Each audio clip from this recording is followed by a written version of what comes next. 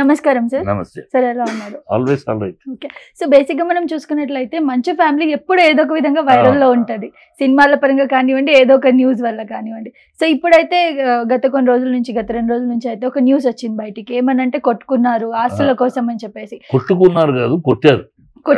మోహన్ బాబు కొట్టాడు కొడుకుని. మరి ఇతను కూడా కొట్టారని చెప్పేసి కూడా అంటా ఉన్నారు.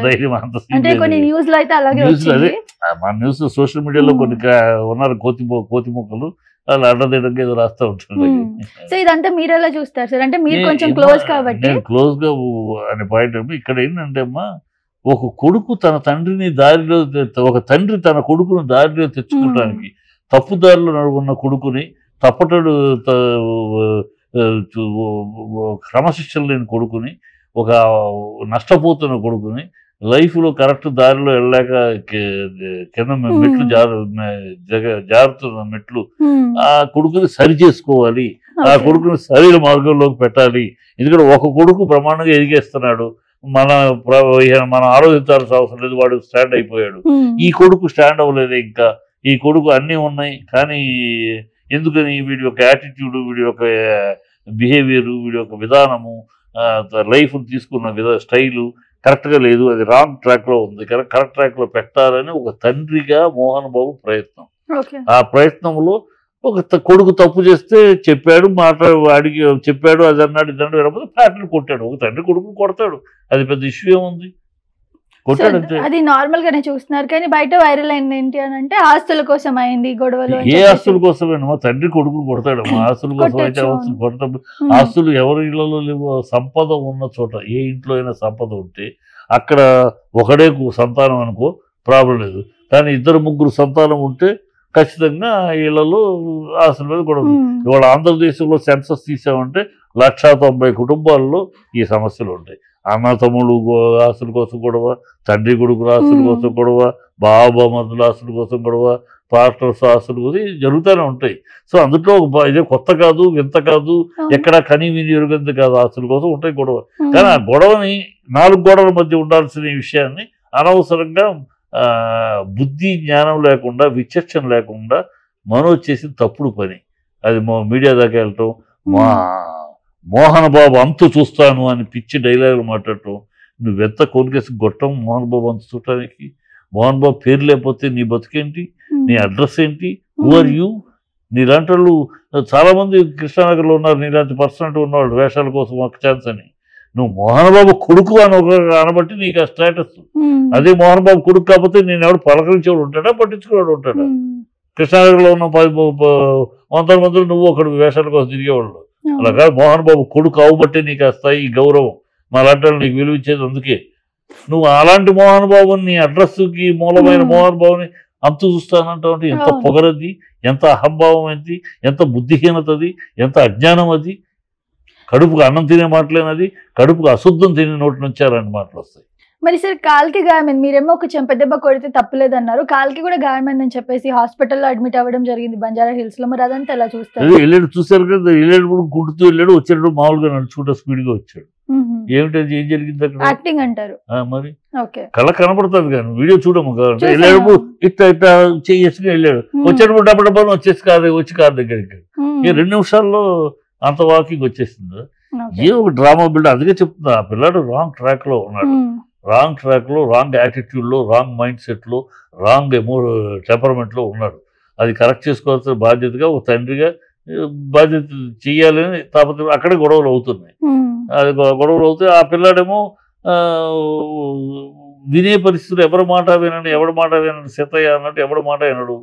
తనకు తోచింది అలాగే పోగొట్టుకున్నాడు, కెరియర్ పోగొట్టుకున్నాడు, డబ్బులు పోగొట్టుకున్నాడు, వాళ్ళ బంధుత్వాన్ని పోగొట్టుకుంటున్నాడు. ఈ పిచ్చి మాటలు అంటున్నాడు కానీ ఆయన అంతు చూస్తానని ఒక్క మాట మోహన్ బాబు గొంతెత్తి, ఐ డిజోన్ మనోజ్కి నాకు సంబంధం లేదు, మనోజ్ నా కొడుకుగా నేను విస్మరిస్తున్నాను అన్నాడు అనుకోండి. నీ పరిస్థితి ఏంటి? నీ పరిస్థితి ఎక్కడ ఉంటుంది? మాట్లాడేటప్పుడు ఆలోచించి మాట్లాడి. ఈ మాట మనం అనొచ్చా? మా మోహన్ బాబు అంతు చూస్తాననే మాట ఆయన కడుపును పుట్టి నేను అనొచ్చా? ఎంత బుద్ధి తక్కువైన మాట. మాత్రం విజ్ఞత కావాలమ్మా, విచక్షణ కావద్దు, వివేకం కావద్దు, చిల్లర మాట కదా. మరి మోహన్ బాబు గారితో మీరు పర్సనల్ గా మాట్లాడడం జరిగింది కదా, ఏం చెప్పారు? ఏం బాధపడతాడమ్మా, ఏ తండ్రి అయినా ఎంత మోహన్ బాబు అయినా, ఎంత ఆర్టిస్టు, ఎంత స్టార్ అయినా, ఎంత సెలబ్రిటీ అయినా తండ్రే కదా, బాధపడతాడు. ఏమిట్రా ఈ పరిస్థితి అన్నాడు. నువ్వేమన్నా నువ్వు ఎక్స్పెక్ట్ చేసావట? నేను కల్లో కూడా ఊహించలేదన్నా, మన కుటుంబంలో ఇలాంటి పని ఇలాంటి జరుగుతుంది కల్లో కూడా ఊహించలేదు.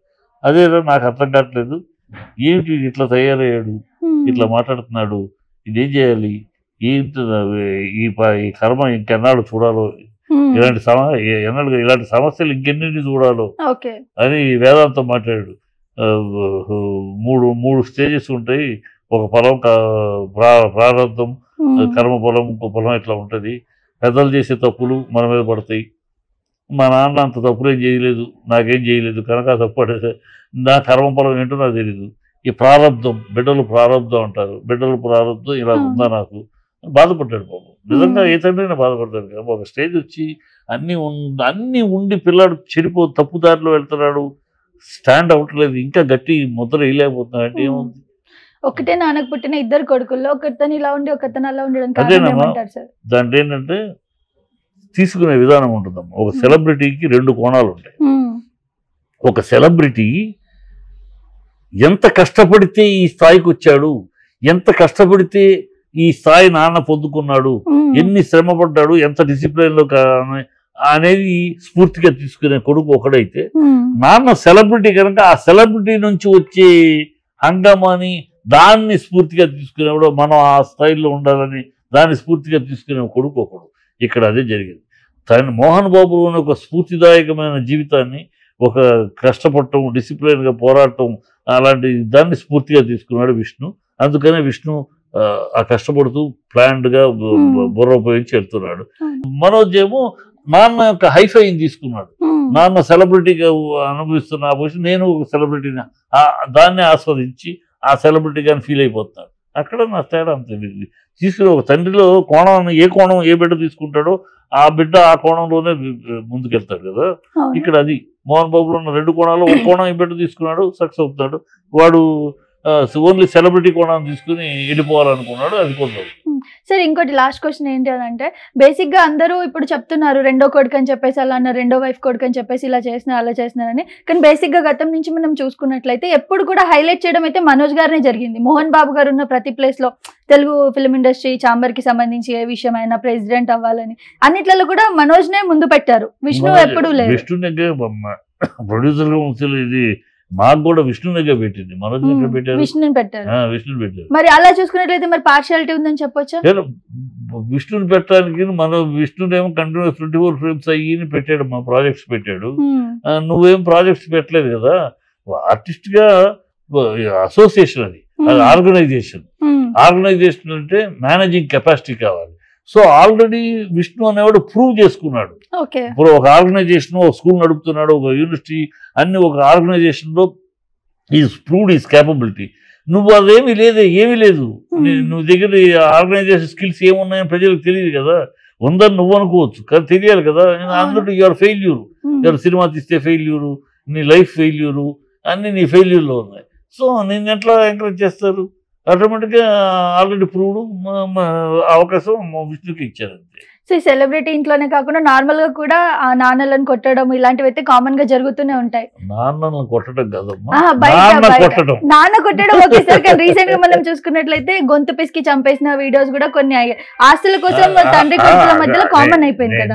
చెప్పారు కదా, మన దేశంలో మన రాష్ట్రంలో సెన్సస్ ఇస్తే 5,90,000 ఈ కేసులు ఉంటారు. ఇది ఆస్తుల కోసం చంపుకుంటారు, గొడవ పడ్డారు. అందులో చాలా మైనర్. కాకపోతే అవన్నీ మనం ఎందుకు పట్టించుకోమంటే వాళ్ళు ఎవరు సెలబ్రిటీ కాదు. ఇది సెలబ్రిటీ కనుక పట్టించుకోవడం, సెలబ్రిటీ ఫ్యామిలీ కనుక అని చెప్తే ఇది అంత పట్టించుకోవాల్సిన అవసరం కాదు. అది కుటుంబంలో నెరవేరి కుటుంబంలో వాళ్ళు తెలుసుకుని 4 రోజుల్లో ఇది సబ్సైడ్ అయిపోతుంది. Okay, thank you sir.